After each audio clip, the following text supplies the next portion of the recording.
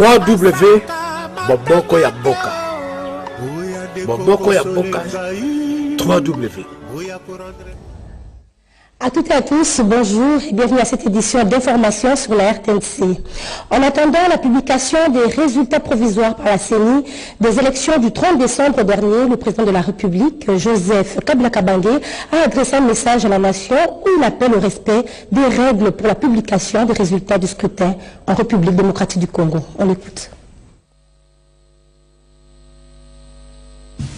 Mes chers compatriotes, le pays est également confronté de manière récurrente au fléau du terrorisme qui endeuille nos populations et menace gravement la stabilité de la région.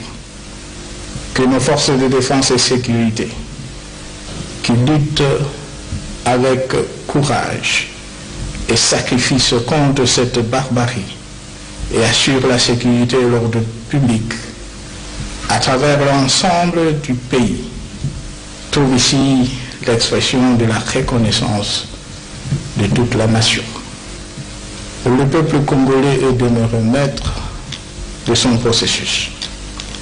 Ainsi, le peuple congolais aura prouvé à la face du monde qu'il connaît les vrais enjeux de ces élections, ceux de l'affirmation de sa dignité et de la consolidation de sa souveraineté. C'est ici aussi le lieu d'en appeler au respect des règles du jeu.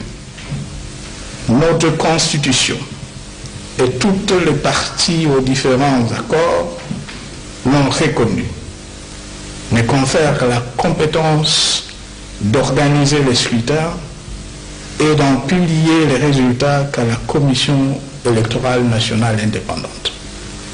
Elle seule et in fine à la Cour constitutionnelle. La Commission électorale nationale indépendante est la seule institution habilitée à publier les résultats provisoires des élections de décembre 2018. C'est l'adresse du ministre de la Communication et Médias, Lambert Mende Malanga, ce jeudi 3 janvier 2019. C'est un reportage de Blaise Mukoki-Sanza. Communication ne peut plus claire, c'est le moins que l'on puisse dire, de l'adresse du ministre de la Communication et Médias, Lambert Mende Malanga, aux correspondants des médias étrangers accrédités en République démocratique du Congo. Le porte-parole du gouvernement a salué les efforts fournis par le gouvernement congolais en finançant les élections combinées, la présidentielle, les législatives nationales et provinciales sur l'ensemble du territoire national, exception faite à Beni, ville et territoire Butembo pour des raisons du virus à Ebola qui sévit dans ces coins du pays et à Yumbi au Maïndombe à cause des affrontements interethniques qui ont causé mort d'hommes et des dégâts matériels importants. Si les élections se sont bien tenues, la balle se trouve maintenant dans le camp de la CENI, la seule institution habilitée à publier les résultats provisoires du vote effectué le 30 décembre dernier. Personne n'est habilité à le faire, y compris les médias étrangers. Il ne sera jamais question de permettre à quiconque d'annihiler les efforts que nous avons tous consentis et de réinstaller le pays dans une situation conflictuelle purement artificielle à cause d'une manipulation malveillante, délibérée des données du processus électoral que seule la Commission électorale nationale indépendante et les cours et tribunaux congolais ont la charge de gérer utilement. Nous ne sommes pas une sorte de réserve zoologique dans lequel des touristes du monde entier, en mal de curiosité et de sensations fortes, peuvent quotidiennement être invités par des pyromanes à se régaler du spectacle des affrontements entre espèces sauvages sans foi ni loi. Nous nous y opposerons avec toute notre énergie.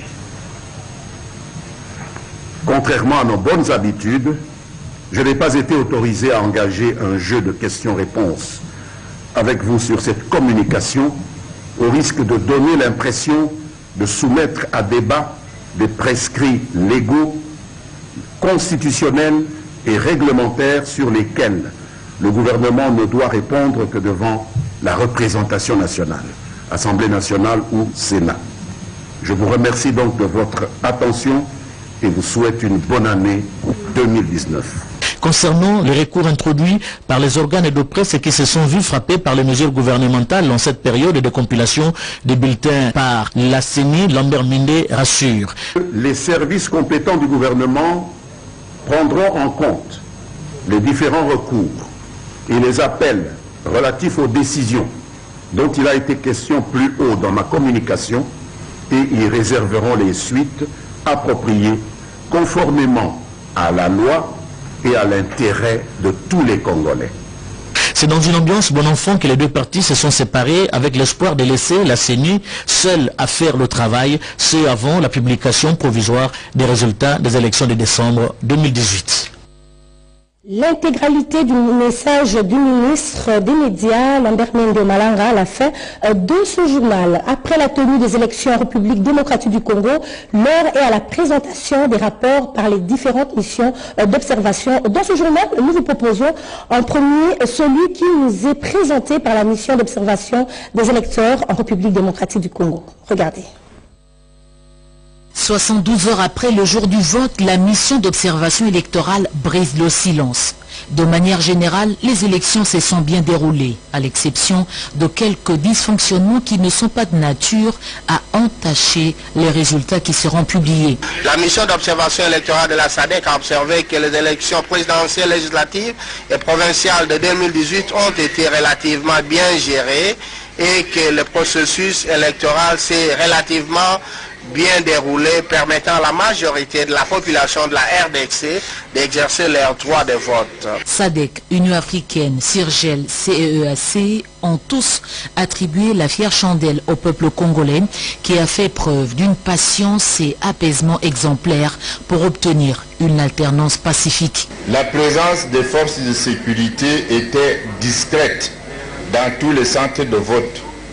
Elle n'était ni instructive ni envahissante. Devant les ambassadeurs et chefs des missions diplomatiques, observateurs et autres, la mission a relevé des incidents tels que l'affichage tardif des listes des électeurs, la suppression des bureaux de vote, le retard dans l'ouverture de certains bureaux bien que récupérés sur l'heure de la fermeture. La CENI a été encouragée à maintenir un climat de confiance, à renforcer la sensibilisation sur la machine à voter, innovation que la SADC voudrait voir d'autres pays de la région expérimenté après la RDC. Aux acteurs politiques, la mission exhorte à préserver le climat de paix après la publication et éviter tout discours incendiaire ou acte de défiance. Le financement autonome des élections par le gouvernement a également été félicité. Les observateurs recommandent à l'État congolais de mettre en place une politique budgétaire adéquate pour perpétuer le financement sur fonds propres du processus électoral. Et la mission d'observation électorale de la diaspora africaine en Europe a aussi présenté son rapport. Odila Kayuma signe ce reportage. Les élections générales du dimanche 30 décembre 2018 auront été marquées par un engouement des électeurs dans les bureaux de vote, qui s'illustre par un taux de participation qui est au-dessus de 60%. La mission d'observation électorale de la diaspora africaine en Europe note avec satisfaction la présence dans les bureaux de vote des urnes transparentes, des isoloirs adéquats, de l'encre indélébile, des machines à voter capables d'imprimer également des bulletins uniques de vote. Ces machines, diabolisées par certains candidats, ont été appréciées par les électeurs eux-mêmes. Les électeurs ont constaté que ces machines ont contribué à la rapidité du vote et à réduire le temps des opérations. C'est donc dans la paix que se sont déroulées ces élections sans incident majeur. La mission d'observation électorale de la diaspora africaine en Europe se réjouit par ailleurs de la méthode du dépouillement public et immédiate appliquée dans les bureaux de vote après leur fermeture, de la mise à disposition des délégués, des candidats, des procès-verbaux de dépouillement signés de tous afin d'annihiler toute éventualité de manipulation des résultats sortis des urnes avant leur proclamation officielle. La mission d'observation électorale de la diaspora africaine en Europe atteste et confirme que le scrutin présidentiel, législatif et provincial du 30 décembre 2018 en République démocratique du Congo a répondu dans son ensemble aux normes internationales d'élections sécurisées, ouvertes, libres, transparentes, démocratiques et accorde donc à cette élection son quitus de crédibilité. Tenant compte de ce que toute la classe politique a accepté de prendre part à ces élections, la mission appelle tous les partis et groupements politiques ayant pris part à ces élections à accepter le verdict des urnes.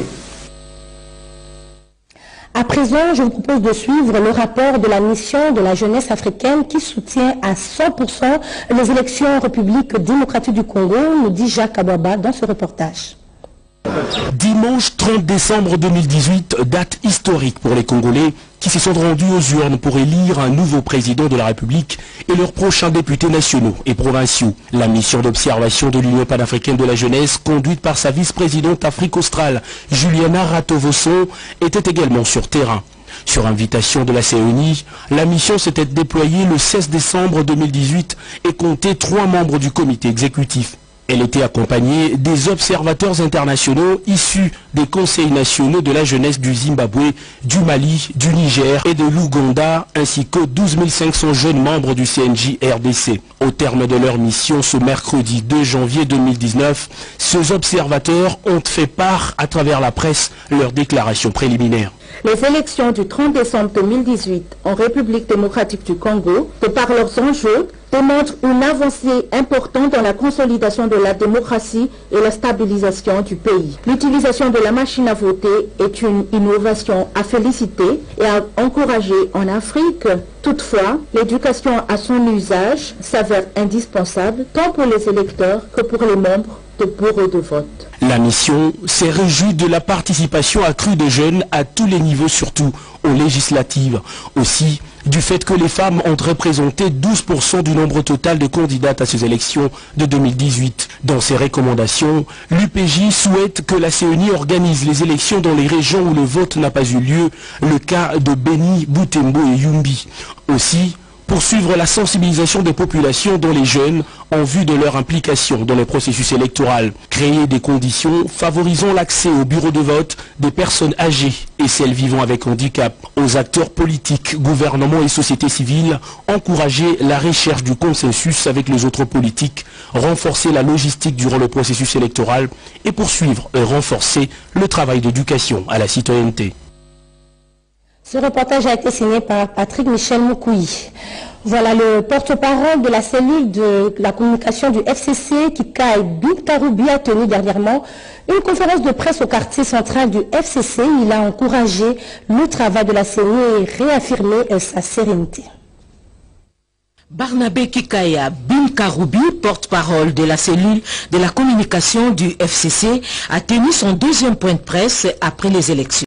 Au cours de ce point de presse, il a donné un aperçu du processus électoral à ce jour. Il s'est félicité tout d'abord du bon déroulement du processus électoral et il a relevé certains points qui ont émaillé ce processus après le vote, notamment les incidents survenus à Walungu dans le Sud Kivu, la coupure d'Internet qui rend difficile la compilation des résultats et la diabolisation inutile de la machine à voter.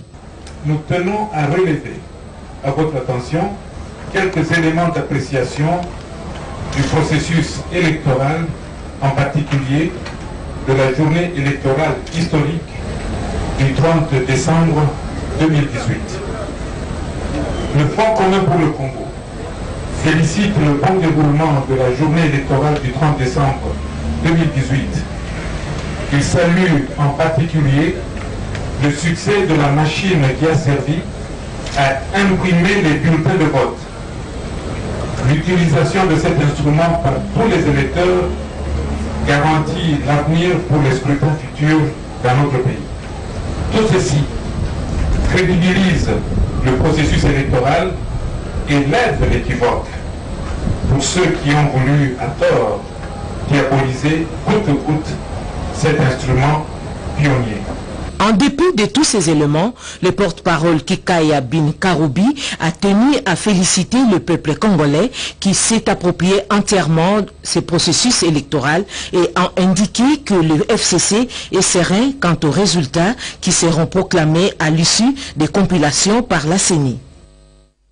La ville de Kinshasa sera bientôt dotée d'un système de transport aérien par télécabine ou transport par câble aérien financé par le gouvernement de la République à hauteur de 80 millions de dollars américains. Ce projet sera exécuté par l'entreprise française Pomassas pour une durée de 24 mois. Bientôt un nouveau système de transport aérien à Kinshasa, la capitale congolaise. Les transports aériens par télécabine ou transport par câble aérien viendra s'ajouter aux différents moyens de transport existants en RDC. Un projet innovant, initié et financé à hauteur de 80 millions de dollars américains par le gouvernement de la République pour pallier aux difficultés de mobilité et aux multiples embouteillages enregistrés à Kinshasa. La première phase de ce projet concerne les deux districts, Tchangu et Lukunga, en sont les sites pilotes. L'Agence congolaise des grands travaux, maître d'ouvrage délégué, s'investit déjà dans la sensibilisation des autorités municipales et notabilité des communes concernées par la ligne de la Tchangu pour une meilleure appropriation. Un projet qui va vraiment aider à résorber les problèmes de transport de masse à Kinshasa parce que le déficit de transport est énorme. 47% de la population de Kinshasa n'a pas de moyens pour se déplacer. Il n'y a que 53% qui a une mobilité assurée par le transport. La ligne de Tchangu va de Komatete jusqu'à l'aéroport avec deux gares intermédiaires. Il est prévu pour cette ligne 269 cabines qui seront distancées de 72 mètres et chaque cabine doit transporter 10 personnes de sorte que en une heure, dans les deux directions, on soit capable de transporter par direction et par heure 2500 personnes. Les travaux de ce projet seront exécutés par les partenaires français Poma SAS pour une durée de 24 mois. Les télécabines seront construites pratiquement à 30 mètres de hauteur par rapport au niveau des sols et c'est essentiellement pour éviter les risques incendie. Et une contrainte importante que nous avons aussi intégrée dans le projet, c'est la prise en compte du vent, de la météo. Et par rapport à la disponibilité, la grande contrainte, c'est la disponibilité de l'électricité. Mais en dehors du courant de la SNEL, on va se prémunir de groupes électrogènes et secours pour permettre à ce que la population ne soit pas suspendue dans l'espace. Après échange, la population bénéficiaire a salué cette initiative qui vient réduire leurs difficultés de transport. Outre les motos et les voitures, le tricycle, un autre moyen de transport à Kinshasa. Nous sommes au quartier de Bonhomme, dans la commune de Matete. Un reportage de Lisette Moujinga. La révolution de la modernité, volet transport et emploi, est une réalité dans la ville-province Kinshasa. Nous nous trouvons au croisement du boulevard Lumumba et de l'avenue Lumière, dans la commune de Matete de Bonhomme, où règne un système de transport en commun des tricycles. Une expérience amusante et sécurisante à 300 francs congolais, la course, c'est-à-dire de la première rue jusqu'au terminus à la 16e rue. Ici, on va t'aider, il y a 6 personnes. Ou bien 5 personnes. Nous sommes habitués à faire le transport en commun avec le tricycle dans ce coin de la capitale et c'est rentable, sécurisant et à un prix abordable, soit 300 francs congolais de la première rue jusqu'à la 16e.